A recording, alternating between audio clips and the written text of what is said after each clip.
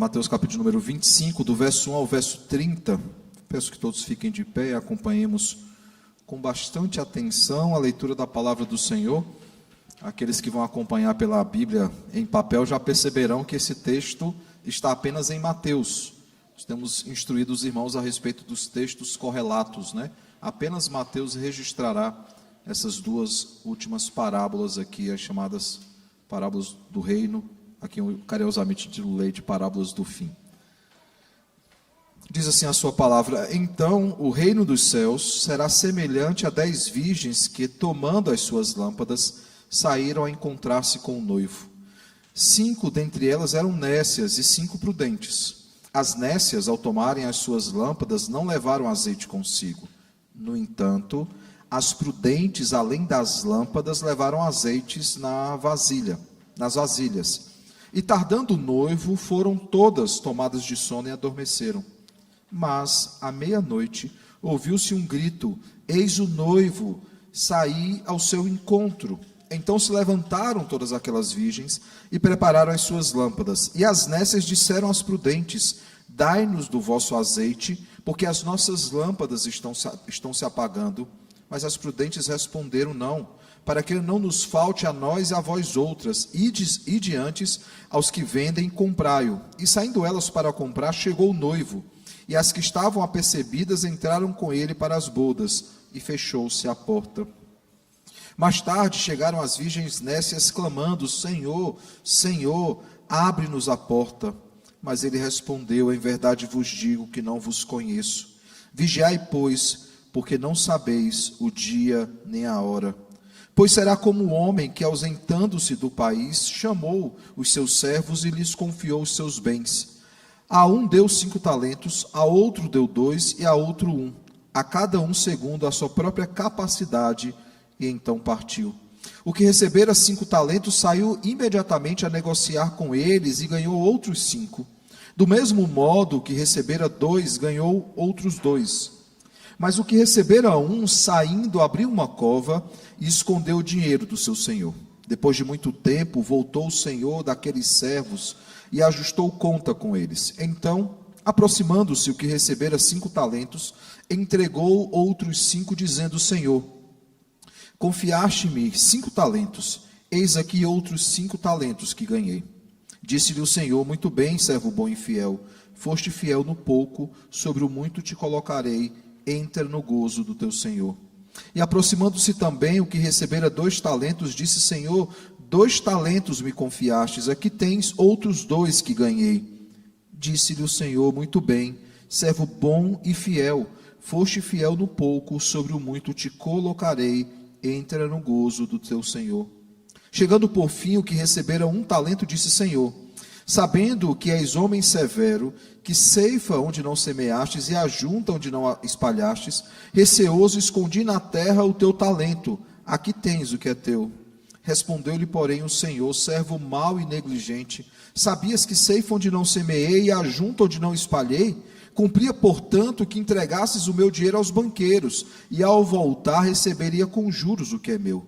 Tirai-lhe, pois, o talento e dai ao que tem 10, porque a todo o que tem se lhe dará e terá em abundância, mas ao que não tem, até o que tem lhe será tirado. E o servo inútil, lançai-o fora nas trevas, ali haverá choro e ranger de dentes. Oremos ao Senhor. Santíssimo Deus, maravilhoso Pai, graças te damos, Deus, pelo texto que acabamos de ler, Pai. Te pedimos que o Senhor fale aos nossos corações por intermédio da Tua Palavra, que o Senhor fale conosco essa noite e que sejamos, Pai, pela Tua Palavra, Senhor, não apenas desafiados, mas transformados para vivermos cada vez mais para a Tua glória, Pai. No nome de Jesus que nós te oramos e também te agradecemos. Amém. Podem sentar, irmãos. No domingo passado nós meditamos, no tema Preparados para a Espera, que está ali em Mateus 24, 45 a 51, a conclusão do capítulo 24, e nós aprendemos importantes lições, nós vimos a importância da igreja servir com fidelidade, da igreja esperar com diligência e ela vigiar com temor. E a partir disso, então, nós aprendemos 3 preciosas lições, 3 aplicações para a nossa vida. A primeira delas é que nós aprendemos que é preciso fidelidade. e ao falar sobre fidelidade, nós fomos conclamados a servir a Cristo com zelo, mesmo quando o mundo zomba da nossa esperança, né? Nós temos visto, olhado, né, o sermão profético, escatológico de Jesus.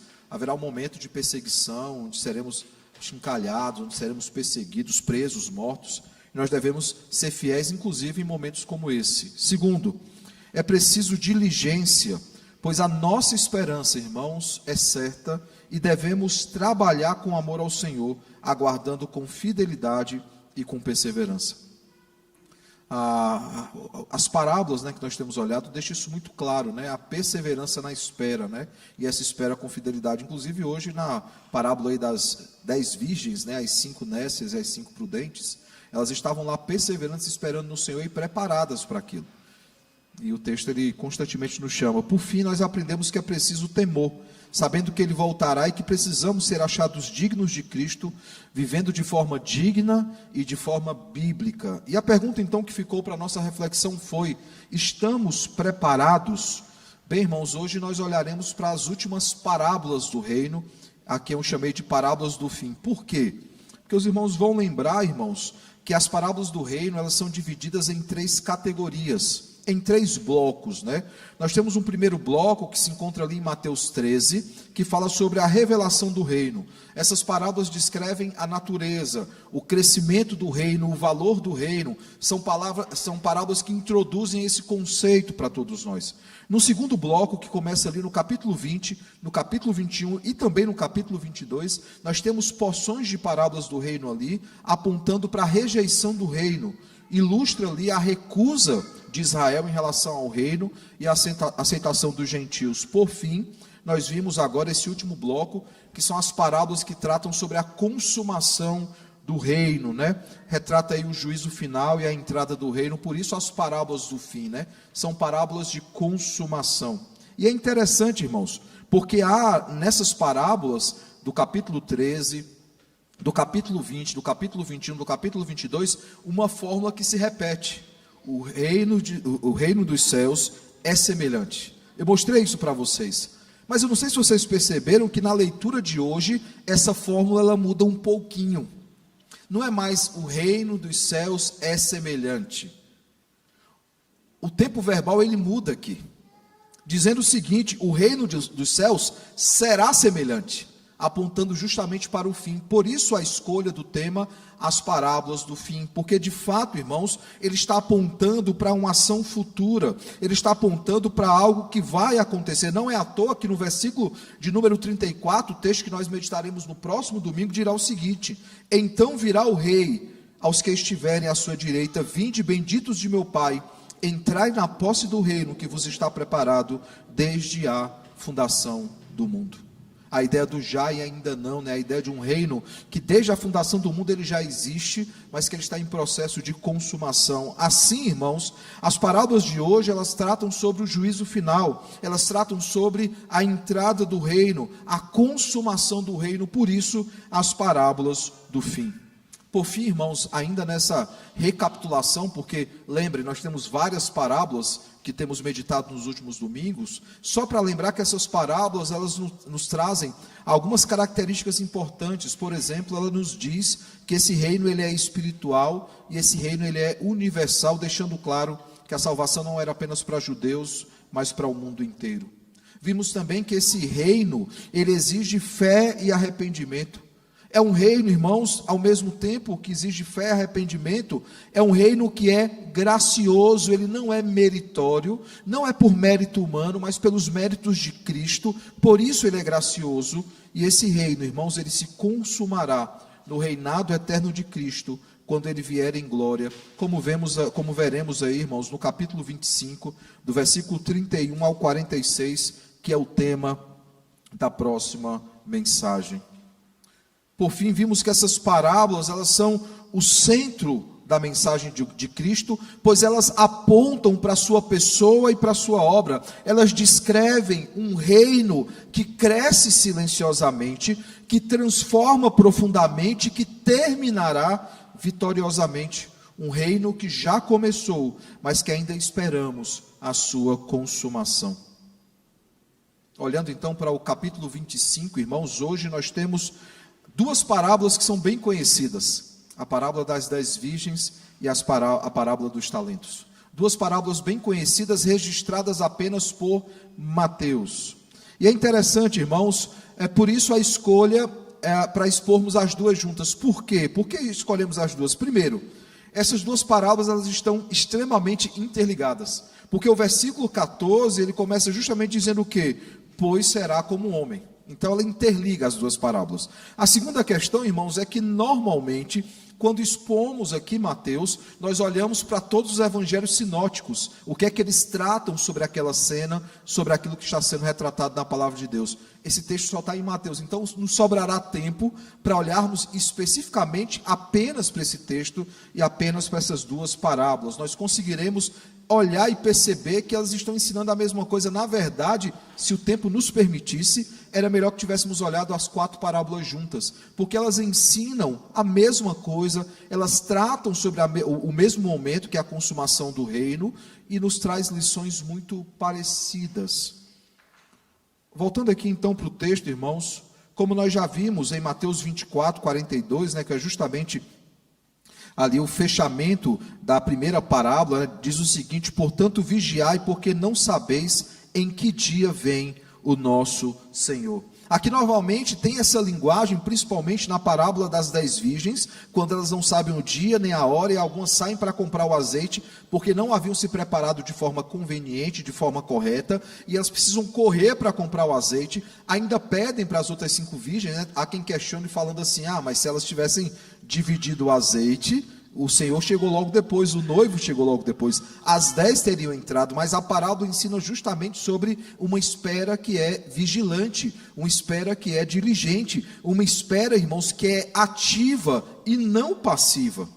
Essa é a espera vigilante, é uma espera onde a igreja está atenta o tempo inteiro. É disso que trata a parábola do bom servo e do mau servo, do versículo 45 ao 51 do capítulo 24. Uma espera que é vigilante, uma espera que está sempre atenta, não é aquela espera que você cruza os braços e fica ao Deus dará, não, você fica atento, você está o tempo todo atento. Lembre que uma das ilustrações usadas por Jesus é aquela dizendo que se um homem soubesse que a sua casa seria assaltada, ele montaria guarda, ele ficaria atento a noite toda para proteger a sua família.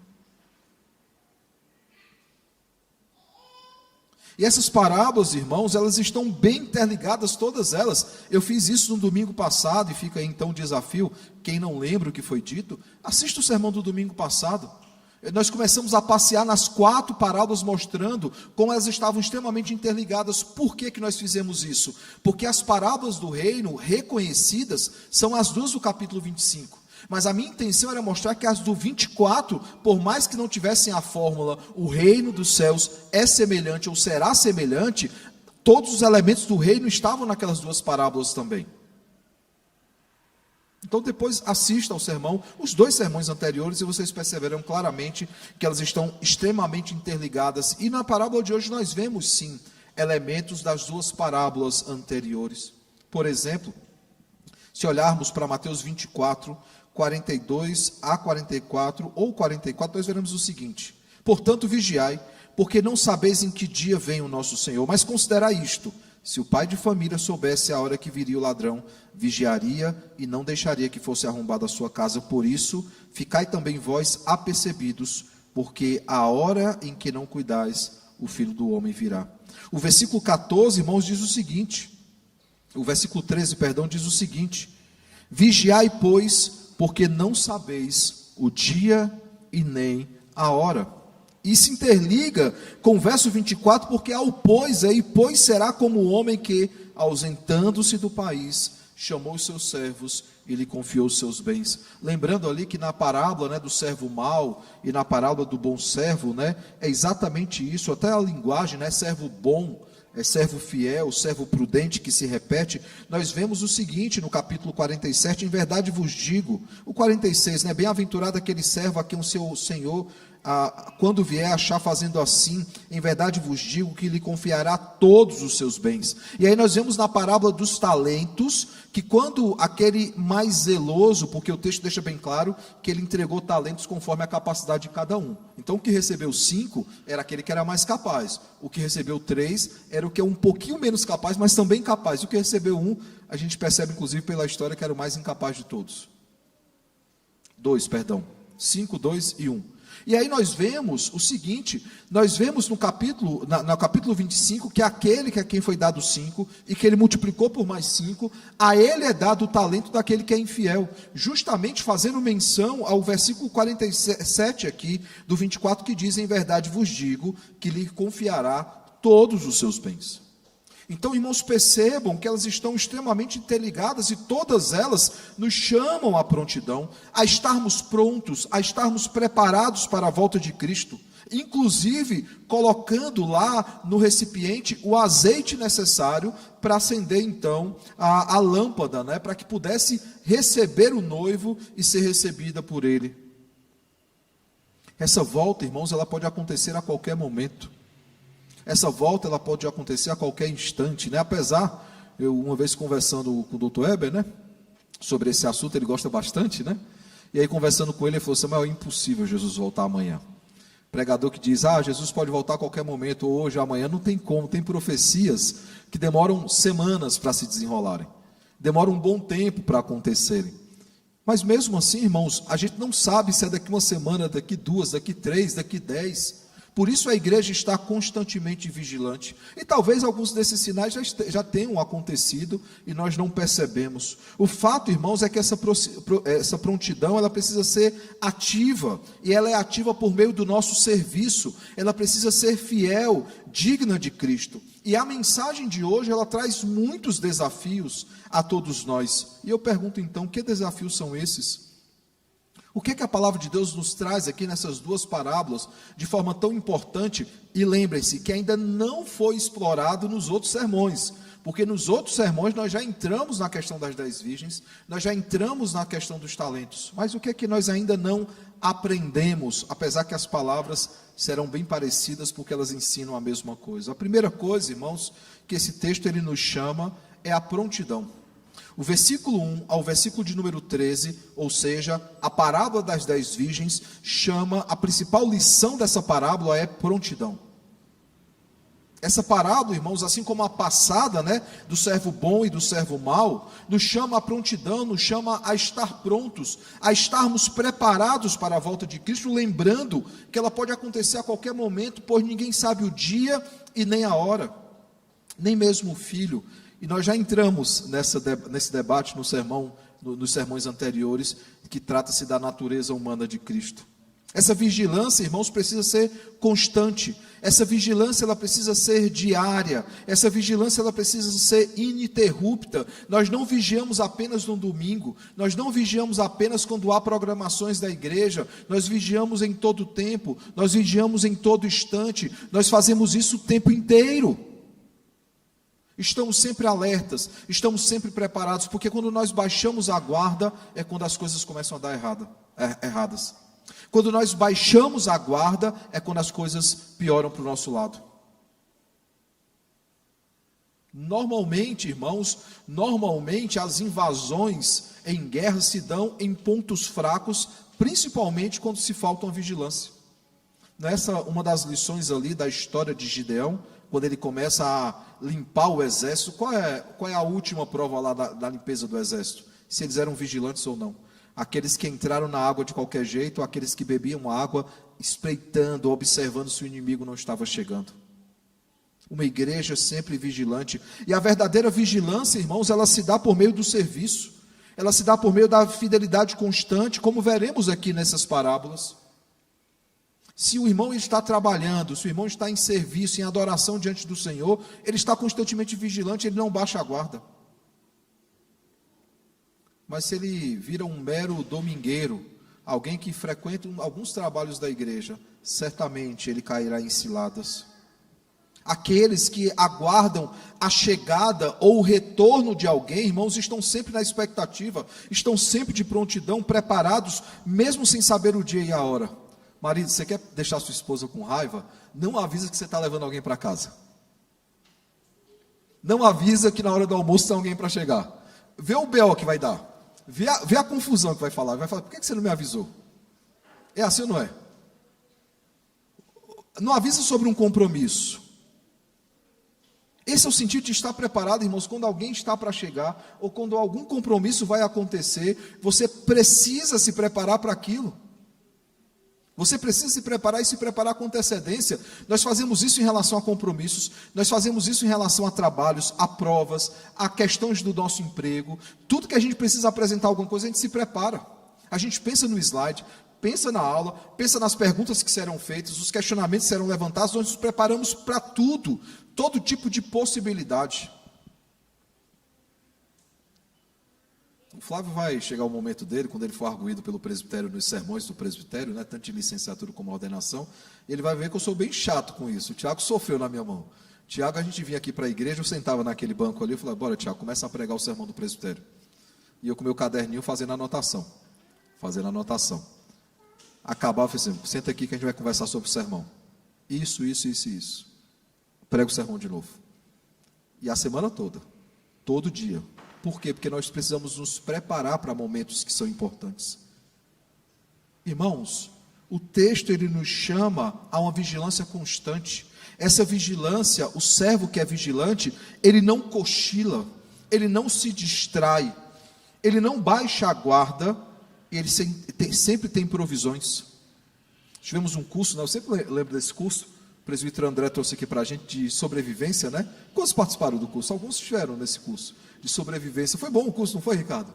Foi bom, rapaz, a gente aprendeu muita coisa. Tem kit na internet de sobrevivência. Eu estou acompanhando uma família que está montando um bunker para o apocalipse. Então eles cavaram um buraco, eles fizeram um bunker, eles estão na fase agora de colocar suprimentos lá dentro para qualquer eventualidade e necessidade. Para além da preocupação excessiva, né? Mas percebam que aquele que está preparado, ele se prepara. Ontem, as esposas, né, estão armando contra mim, contra o Naruz, né, a minha esposa e a esposa dele, no sentido de tentar juntar as duas famílias para fazer uma viagem para o Nordeste de van. É porque elas não vão dirigir, é por isso que elas estão falando isso. O Naruz falou assim, não, mas a gente vai parando, comendo. Que parando, comendo, Naruz? A gente vai no supermercado, a gente faz um kit de sobrevivência para ir comendo, cara. Se parar, a viagem demora muito. Eu não sei se vocês, mas eu sou daquele que mesmo com o Waze, eu faço o mapinha dos trajetos e eu deixo impresso. Vejo as possibilidades, o que é que demora mais tempo, onde eu posso parar, o que eu posso fazer. É isso que quem está vigilante faz. Quem não está vigilante faz de qualquer jeito. Quem não está vigilante faz de qualquer forma. E aí é onde dá problema. Por isso a linguagem do texto é uma linguagem urgente, é uma linguagem de vigilância, chamando justamente a isso. Eu lembro de um soldado raso, no 10º GAC lá de Fortaleza, que foi preso, né? Foi parar na prisão lá militar por um tempo, porque ele cochilou e derrubou a arma dele da guarita. Isso deu um problema para ele, porque o cara falou assim, se alguém chegar para tentar entrar aqui, como é que você vai render esse cara? Nós estamos sempre vigilantes, irmãos, nós precisamos sempre servir, estar sempre alerta, sempre atentos, sempre. Essa é uma palavra de urgência para todos nós. A igreja ela é chamada sempre a estar em prontidão, não apenas no domingo, mas todos os dias da semana, 24 horas por dia.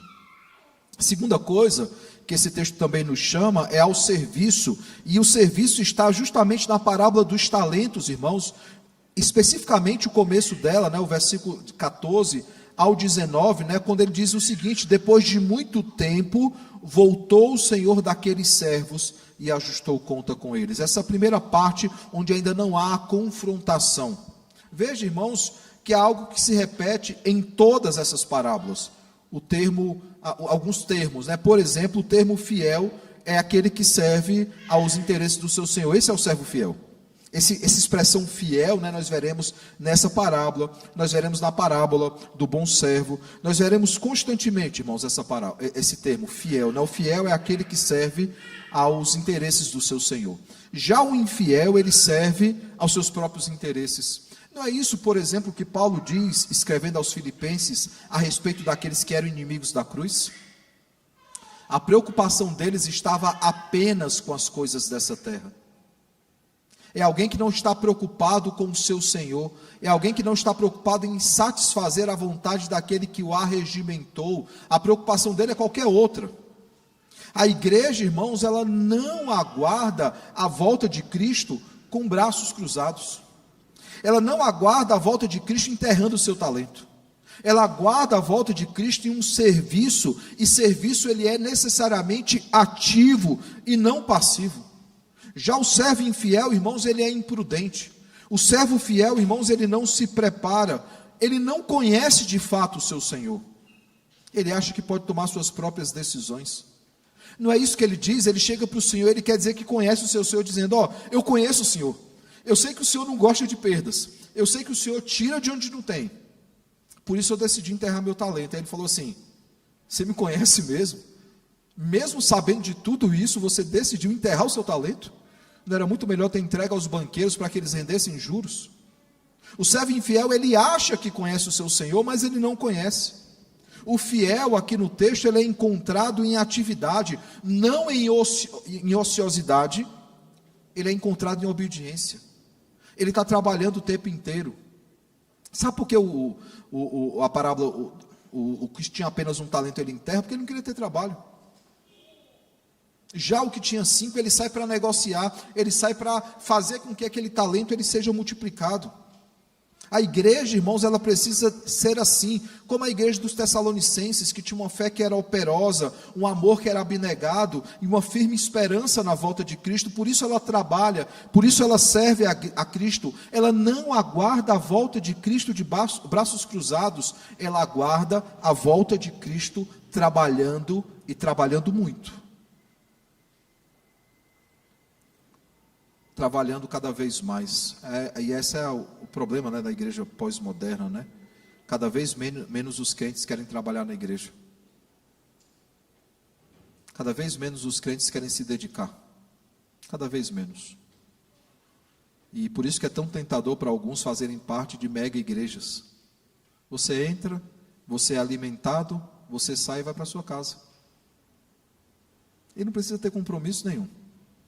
Não precisa se aprofundar em nada, nem em relacionamentos, se você quiser. Você é servido o tempo inteiro, mas não serve ao reino dos céus em momento algum. Precisamos, irmãos, dessa forma, trabalhar em prol do reino. Enquanto estivermos nesse mundo, nós trabalharemos até o fim. Lembrem, eu sempre tenho desafiado os irmãos a essa reflexão. Se a vontade do Senhor fosse apenas nos salvar, no momento da nossa conversão, Ele já nos levaria para a glória. Mas por que somos mantidos aqui? Por que o Senhor mantém o seu povo nessa terra? Para que sirvamos ao seu propósito eterno, para que sejamos embaixadores de Cristo e preguemos o Evangelho a toda criatura. Uma igreja, então, irmãos, que espera a volta de Cristo, ela espera em prontidão e ela espera trabalhando. Por fim, esse texto também nos chama não apenas à prontidão e ao serviço, mas nos chama à fidelidade. Porque no final das contas, o servo mau até acha que presta um serviço, mas o serviço dele não é fiel. Veja, irmãos, nós temos aqui, nas duas parábolas, nós temos dois grupos distintos. Nós temos aquelas que são as virgens prudentes, aquelas que se prepararam azeite para as suas lâmpadas, assim como nós temos também aqueles servos bons e fiéis que multiplicaram seus talentos. Esse é um primeiro grupo, e é o mesmo grupo. Um segundo grupo, irmãos, é composto por aquelas virgens que eram nécias, que estavam despreparadas, juntamente com aqueles que enterraram o seu talento por não confiar, por não conhecer, bem o seu Senhor. Dois grupos distintos, irmãos. Aqueles que são fiéis e aqueles que são infiéis. E vejam, irmãos, o conceito do tempo. O noivo ou o Senhor leva um tempo para chegar e para voltar. Por que leva um tempo? Porque na parábola do servo mau, ele diz o seguinte, versículo 48, mas se aquele servo sendo mau disser consigo mesmo, meu Senhor demora-se. Veja que um conceito de alguém que não espera com paciência é achar que está demorando demais. E vez ou outra a gente tentado a dizer isso, Jesus já podia ter voltado, né? Seria tão bom se ele já tivesse voltado, os problemas já seriam resolvidos. Não, essa igreja não está tentando dizer o momento ou acelerar a volta, ele está esperando, ele está aguardando pacientemente. E qual grupo, irmãos, aqui representa a igreja? Os prudentes e os fiéis. E qual deve ser então a postura da igreja? Aguardar com paciência e aguardar com fidelidade. É uma igreja, irmãos, que está sempre atenta, mas ao mesmo tempo ela está sempre descansada no Senhor. Não é alguém que reclama que está demorando muito, mas é alguém que o aguarda com paciência. Sabe, o Senhor voltará porque Ele prometeu que voltaria. O sentido daquele que acha que está demorando muito é dizendo, talvez Ele tenha se esquecido de nós. Talvez Ele não volte mais, mas não, irmãos, Ele voltará porque Ele prometeu. E nós precisamos, irmãos, esperar a volta de Cristo em prontidão, trabalhando o tempo todo e fazendo isso com fidelidade, sem negociar os nossos princípios. Isso é o conceito de fidelidade, o conceito de integridade. Íntegro, à luz da palavra, é aquele que é inteiro. Esse é o sentido de integridade, é alguém que é inteiro. Nós não somos crentes pela metade, não é apenas uma parte de nós que serve ao Senhor, nós servimos ao Senhor por completo, nós servimos ao Senhor em todo o tempo, nós servimos ao Senhor em cada lugar. Esse é o sentido, irmãos, de fidelidade, e é isso que o texto nos chama a viver. Seja esperando o noivo, seja tendo que negociar e multiplicar talentos, seja em relação a, como nós vimos aqui, né, ao que é citado ali dos dias de Noé, né, que enquanto Noé construía a arca, as pessoas bebiam, comiam, casavam, se davam em casamento, até que a arca fechou e veio o dilúvio, e todos eles ficaram ali atemorizados e foram tragados pelas águas. Seja em relação ao servo bom e ao servo mau, né, o servo bom é aquele que cuida bem dos bens do seu senhor, enquanto o servo mau não apenas cuidava mal, mas chegou um momento que ele passou a espancar os seus companheiros, os seus conservos, e o texto diz o seguinte: e a comer e a beber com ébrios. A mesma coisa que aconteceu nos dias de Noé, a mesma cena. Alguém que não está preocupado se Cristo voltará ou não, ele simplesmente quer viver a vida dele. A igreja que é fiel, ela não vive assim. Os seus projetos estão diante do Senhor. Os seus planos, o seu planejamento, os seus propósitos, todos eles estão diante do Senhor, buscando em tudo e em todas as coisas cumprir o fim principal do homem, que é glorificar a Deus e alegrar-se nele para todo sempre. Eu pergunto então, que aplicações nós podemos tirar do texto dessa noite? Primeiro, aprendemos que é preciso prontidão. E ao falar sobre prontidão, irmãos, eu lembro que nós aguardamos a volta de Cristo, ou deveríamos aguardar a volta de Cristo em alerta, sempre preparados para qualquer situação, com o nosso azeite lá, para poder alimentar as nossas lâmpadas. Hoje, nós fazemos isso por meio dos power banks, né? Você tem lá o seu celular, você compra um celular que a bateria dura muito, porque a nossa vida depende muito do celular hoje em dia. Então você compra um celular que a bateria dura muito. Quando eu vou olhar celular, eu não olho questão... Claro, isso vem no pacote, né? Mas eu pergunto logo, a bateria dura muito tempo? Dura. Ela carrega rápido? Carrega. É o celular que eu vou comprar. Além disso, nós temos o quê? Os power banks. Não é uma ideia nova, os mais antigos vão lembrar que quando você comprava um celular, você comprava às vezes uma segunda ou uma terceira bateria para levar. Alguém lembra dessa época? Levar. Era assim ou não era assim? Levava, porque se acabasse a bateria, a gente tinha que ter. Então, o celular é, em aspas, né, entre aspas, a versão moderna dessas lâmpadas. Ninguém quer ficar despreparado. Porque parece que é o momento que a gente mais precisa, acaba, né? A carga. Essa igreja, irmãos, ela aguarda em prontidão.